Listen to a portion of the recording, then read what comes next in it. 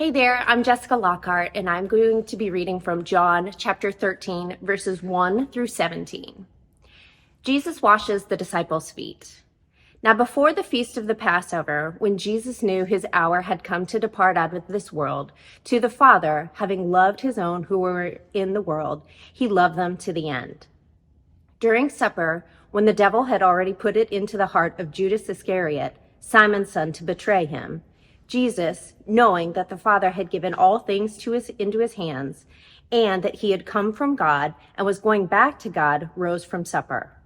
He laid aside his outer garments, and taking a towel, tied it around his waist. Then he poured water into a basin and began to wash the disciples' feet and to clean them with the towel that was wrapped around him. He came to Simon Peter, who said, "Lord, do you wash my feet?" Jesus answered him, "What I am doing you do not understand now, but afterward you will understand." Peter said to him, "You shall never wash my feet." Jesus answered him, "If I do not wash you, you have no share with me." Simon Peter said to him, "Lord, not my feet only, but also my hands and my head." Jesus said to him, "The one who has bathed does not need to wash except for his feet, but is completely clean. And you are clean, but not every one of you." For he knew who was to betray him. That was why he said, "Not all of you are clean." When he had washed their feet and put on his outer garments and resumed his place, he said to them, "Do you understand what I have done to you? You call me teacher and Lord, and you are right, for so I am. If then your Lord and teacher have washed your feet, you ought to wash one another's feet. For I have given you an example, that you should also do just as I have done to you. Truly, truly, I say to you, a servant is not greater than his master, nor is a messenger greater than the one who sent him.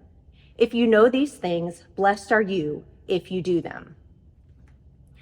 Now, is the Son of Man glorified, and God is glorified in him? If God is glorified in him, God will also glorify him in himself, and glorify him at once. Little children, yet a little while I am with you. You will seek me, and just as I have said to the Jews, so now I say to you, where I am going, you cannot come.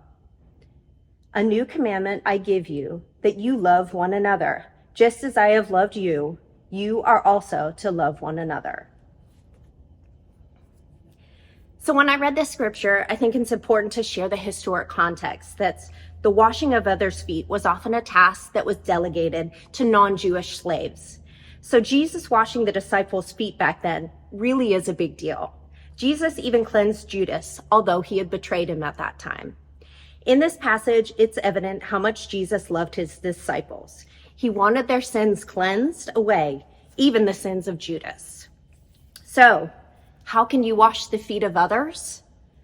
Pray for them, forgive them, serve as an example to them, love them. I think back to a time when my husband and I were going through fertility treatments.